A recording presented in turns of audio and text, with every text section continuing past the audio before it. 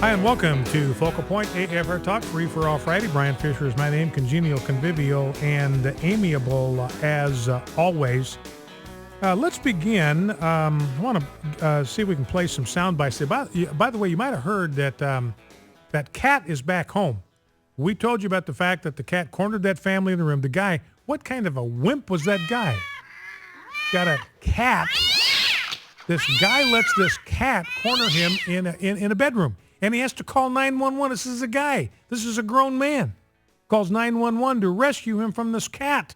Has them pinned in the back bedroom. So the police come. They capture the cat.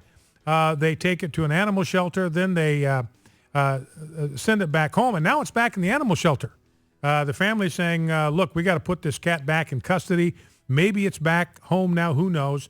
There's some guy, couldn't find the story, but there's some guy that runs some kind of a animal show on a cable television, and he's kind of known as the cat whisperer. So apparently he was going to be brought in to see if he could tame the savage breast of this wild domesticated cat. So anyway, that is all taking place there in Oregon. Now, a couple of things. Let's grab clip number one if we can, Rob. I want to deal a little bit with the sanctity of life issue to begin with today. A couple of stories. One, there was a story about a high school, and I don't have it right in front of me. Let me see if I can grab it from the stack here. But it was a high school with a pro-life group, and what they were doing to advance the pro-life cause is they were showing students life-size replicas of babies in the womb. Now, these were not graphic displays. These weren't dismembered bodies of little babies. These were intact babies, life-size, exact replicas of what an actual baby looks like in the womb of its mother at each stage of development. In other words, this is just biological information. This is the kind of information that you could use in a science class, in a biology class, to talk about reproduction, to talk about the development of human life in the womb. And administrators wouldn't let them do it. They shut them down. They said, no, you can't do that. And there's nothing graphic about these things. Now, eventually they had to go to court, and apparently, or there was enough community outcry that the school has backed off and allowed them to, once again, use these models to educate students about life. But it just shows you kind of the nature of the left on these issues. They are not, they claim that they're the ones that are all about open-mindedness. They're all about knowledge. They're all about education. They're all about tolerating different points of view. And here is something that is completely inoffensive. This is as non-controversial as you can get, and they want to shut it down. They want to censor it. They want to clamp down on it. They want to suppress it. And fortunately, freedom of speech has prevailed there, and they're back on. Here's another case, again, high school level. Here's a pro-life group at Brantford High School in Brantford, Connecticut, and they just wanted to set up a table, an educational table, during lunchtime. And they wanted to have recruitment and educational material there. They wanted occasionally to be able to host pro-life events. So all they wanted to do was to have an educational table during lunchtime. This is students' free time. They weren't going to be getting in anybody's face. They're just going to be sitting there at a table. Students come by. They can get the literature if they want. They don't have to take it if they don't. And the school said, you can't even do that. You can't even hand out pro-life education material, pro-life literature, even if students want to take it from you. Even if you're absolutely, completely silent during the process, you cannot do it. Now, Alliance Defending Freedom had to go to court. They sent them a letter, and officials have wised up, and the students are now going to be allowed to have their educational tables. So those are a couple of winnable war moments from today. Now, let's play clip number one. This is Dr. Elizabeth Plord, and the reason I want to play this soundbite for you is it deals with the issue of abortion and abortifacients and all of that. And the Obamacare thing deals with contraceptives because Obamacare says that employers have to provide contraception to their employees at no expense to the employee. The employer has got to foot the bill for that. And the problem that Hobby Lobby has and Conestoga Wood and a lot of other pro-family concern, Little Sisters of the Poor, American Family Association. We went to court on this thing, and we were given an exemption under the religious organization. We had to go to court to get that. And the problem that like Hobby Lobby has is they're not against contraception per se, but they are against contraceptive pills that cause abortions. It's not really contraception. Those are abortion-causing pills. Morning after pill, emergency contraception, Plan B, Ella, all those things can cause abortions because they can terminate the life of a fertilized egg. That is a human being at its earliest stage of development. They can prevent it from implanting in the uterine wall. It gets flushed out of the system, and that young life, that human life in its earliest stage of development, flushed into the sewer. And so Hobby Lobby says, look, it's against our religious principles. We believe in the sanctity of life because the Bible teaches us the sanctity of life. So we're against that. We don't want to be forced to pay for that. It would be a violation of our religious liberty. Now, that case is going to be heard by the Supreme Court on Tuesday. It's an extremely, extremely important case on Tuesday. The Supreme Court has extended oral arguments to 90 minutes. They typically reserve oral arguments to just 60 minutes, but given the importance of this case, they've expanded it to 90 minutes, which is a good sign. Now, I want to go back to contraception because here's Dr. Elizabeth Plord, and she's talking about the fact that the pill itself, and again, I'm not taking sides on this issue. Don't misunderstand me. I'm not saying women shouldn't use birth control pills, that Christian wives shouldn't use that to assist with the timing of building your family. I'm not saying that at all. So please don't draw the wrong conclusion from this.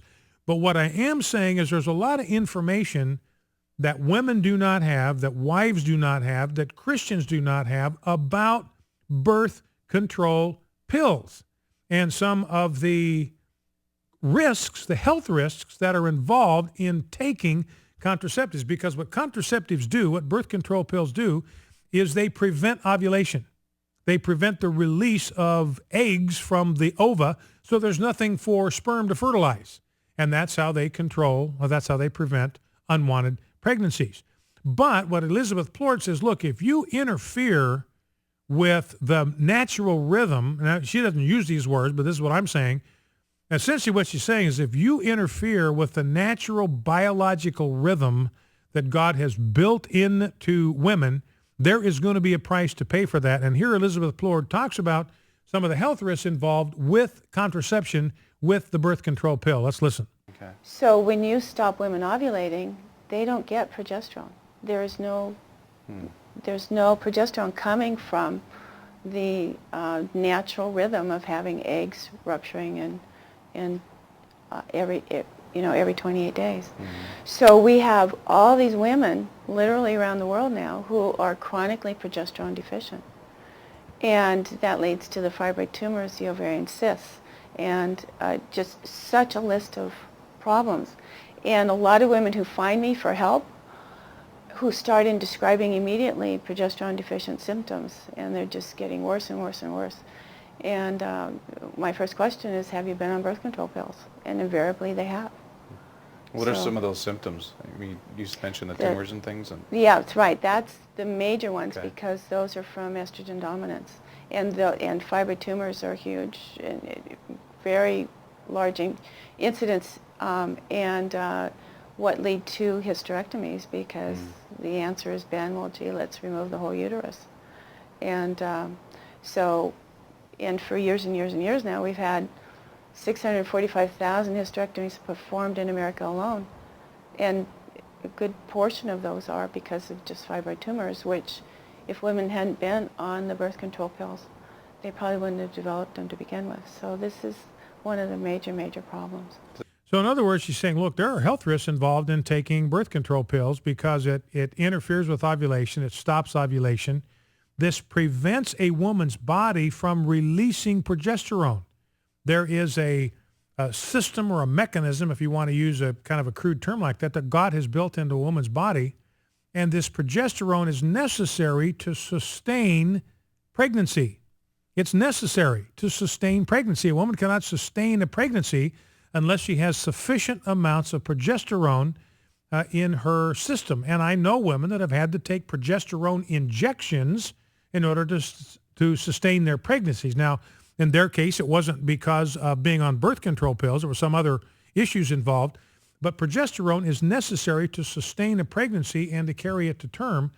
And so she's saying what happens when you have women on the pill year after year after year, interfering with the functioning of a woman's body as God designed it, interfering with God's design for the functioning of the human anatomy, the female anatomy, you're going to wind up with women whose bodies have never produced progesterone year after year after year after year. And then when the time comes, they don't have enough progesterone there, or the body hasn't produced enough progesterone in order to sustain a pregnancy, so you're going to get miscarriages. And the other thing is, she says, look, you get these fibroid tumors. Now, this is the first I'd heard of it when I came across this soundbite. I did not know about this before.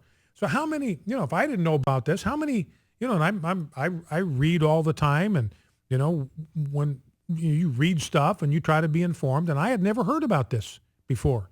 So, and I wonder if the reason we haven't heard about this before is Planned Parenthood and other groups that promote contraception because they don't like human beings, especially Planned Parenthood doesn't like black human beings. They want as few black babies as possible to be born in America. That's why you've got more black babies being aborted than are even being born in New York City. I think something like 73% of all the babies that are aborted in Mississippi are black. Something like 58% of all the babies that are aborted in Georgia are black, because Planned Parenthood hates black babies. They are on a genocidal campaign to wipe out black babies. So they don't want women to know that there is some kind of health risk involved with taking the birth control pill. They don't want women to know that this interferes with your body's God-given design, and that there could be some long-term health risks for you. It may create problems for you in the future in sustaining a pregnancy. It might be the cause of fibroid tumors that will cause you to have to undergo a hysterectomy, making it impossible for you to have children in the future. So you begin to wonder, and again, I'm not advocating one position or another, but the Roman Catholic Church, from the very beginning, I mean from day one, they have been against contraception for moral reasons, not for biological or medical reasons. But here we see maybe the Roman Catholic Church has been closer to the truth than the evangelical church would like to admit. Focal Point AFR Talk. We'll be right back. Stay with us.